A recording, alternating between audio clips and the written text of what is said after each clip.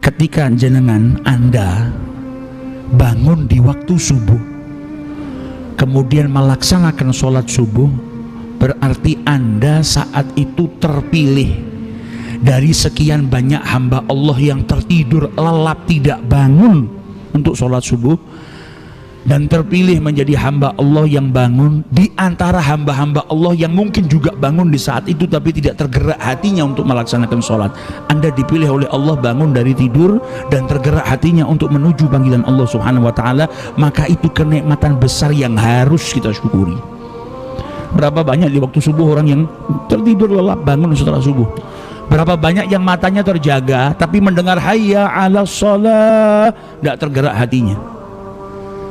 Tapi ketika kita bangun di waktu subuh, tergerak hati kita untuk melaksanakan sholat, dan kita bisa melaksanakan sholat, maka itu kenikmatan besar yang Allah berikan kepada kita, yang layak untuk disyukuri agar kenikmatan ini langgeng senantiasa diberikan oleh Allah Subhanahu wa ta'ala kepada kita.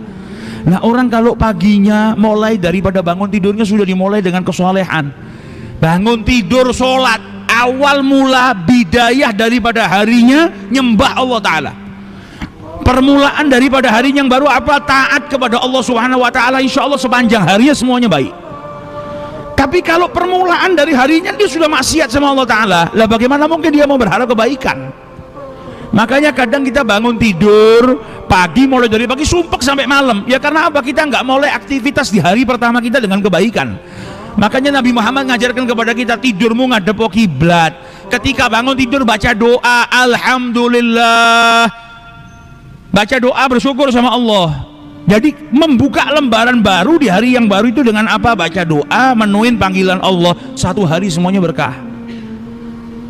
Kalau pagi kita sudah dapat melaksanakan yang berkah-berkah, insya Allah sepanjang hari kita diberkahi oleh Allah Subhanahu wa ta'ala. Karena manusia yang dicari apa sih? Kita semua yang hidup di dunia selalu berharap apa? Dapat kebahagiaan, kan? Tapi kadang-kadang kita lupa kebahagiaan itu datangnya dari Allah dan hanya milik Allah. Kebahagiaan itu hibah minallah, hadiah dari Allah untuk hambanya. Tidak ada satupun dari makhluk Allah yang bisa memberikan kebahagiaan. Loh, tapi saya ada manusia yang biasa bahagiakan saya, bukan dari orang itu. Kalau Allah berkehendak engkau bahagia, Allah akan menggerakkan hambanya untuk memasukkan kebahagiaan itu dalam dirimu, dalam hatimu. Terkadang ada orang datang bahagiakan kita, itu yang gerakkan Allah, bukan orangnya. Kebahagiaan itu nggak dijual, kebahagiaan itu nggak bisa diberikan oleh siapapun, yang berikan Allah Subhanahu wa ta'ala. Nah, kita ini terkadang mencari sesuatu tapi salah tempat, nyari sesuatu tapi salah tempat. Maksudnya salah tempat gimana? Ya misal kita lapar sekarang, kepengin nasi pecel, pergi kemana? Ke pom bensin sebelah sini, mau beli pecel, ya enggak ada, dia jualnya bensin kok.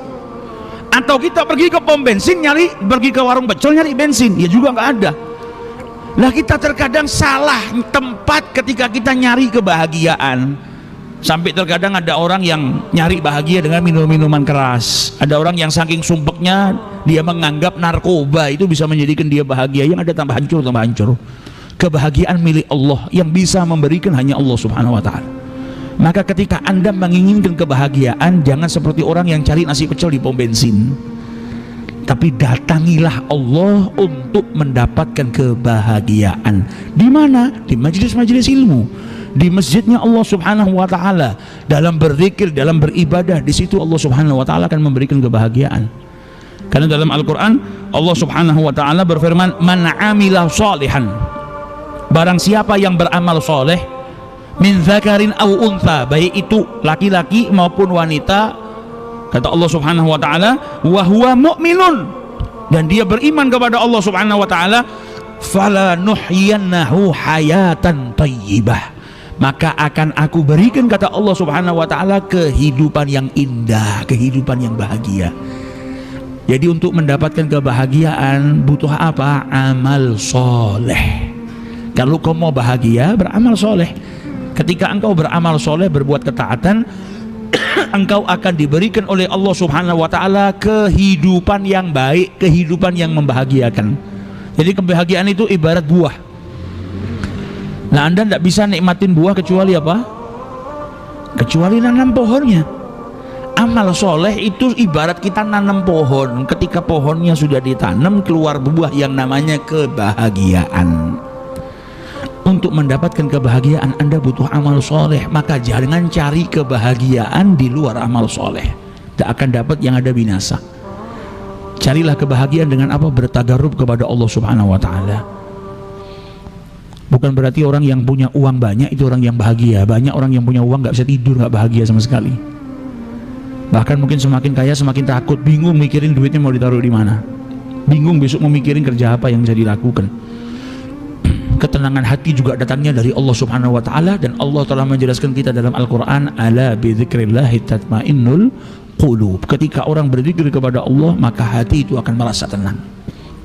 Maka kalau cari sa'adah, cari kebaikan, caranya dengan beramal soleh, mendekatkan diri kepada Allah Subhanahu wa ta'ala. Dan kebahagiaan itu bukan hanya di dunia.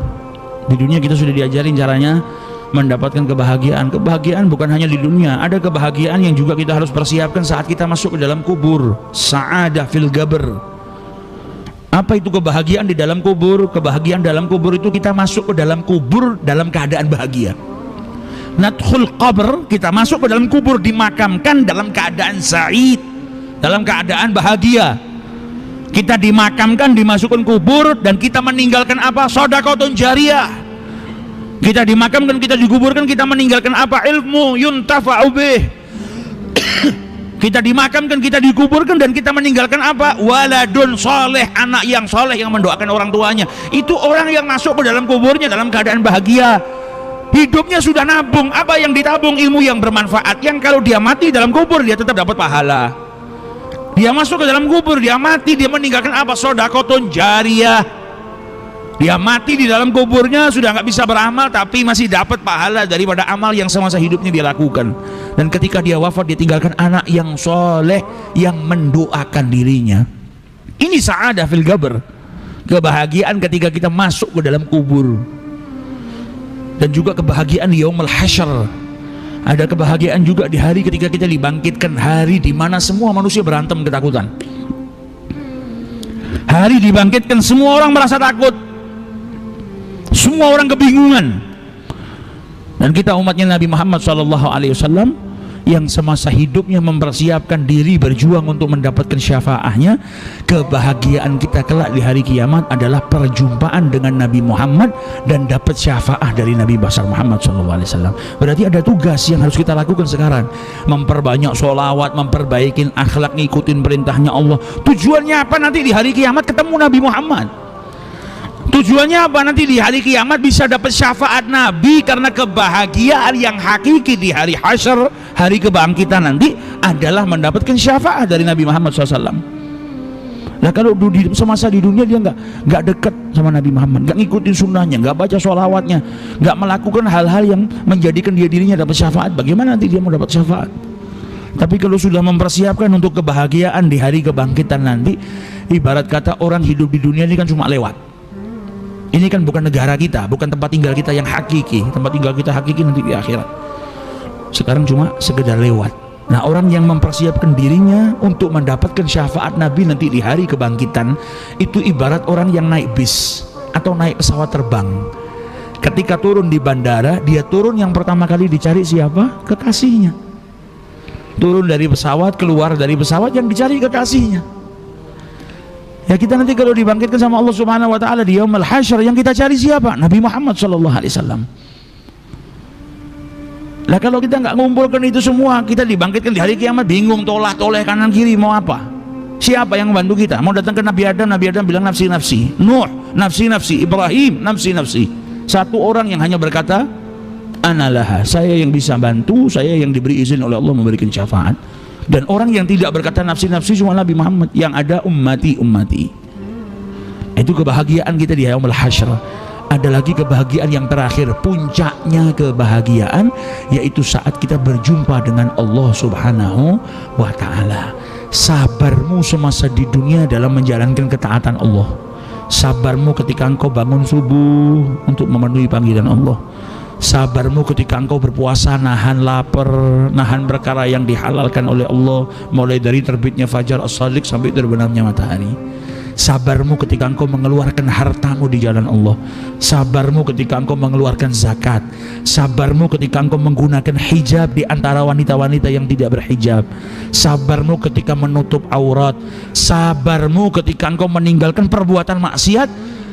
Imbalannya dari Allah apa? Kelak engkau akan diperjumpakan oleh Allah Subhanahu wa ta'ala, dan itu sebaik-baik kenikmatan yang Allah berikan kepada hambanya. Gak mungkin bisa berjumpa kecuali Allah ridho, dan ridho itu puncak daripada segala kenikmatan, lebih dari surga nikmatnya, keridhaan Allah Subhanahu wa ta'ala. Nah, dunia tempatnya kita mempersiapkan dapat kebahagiaan.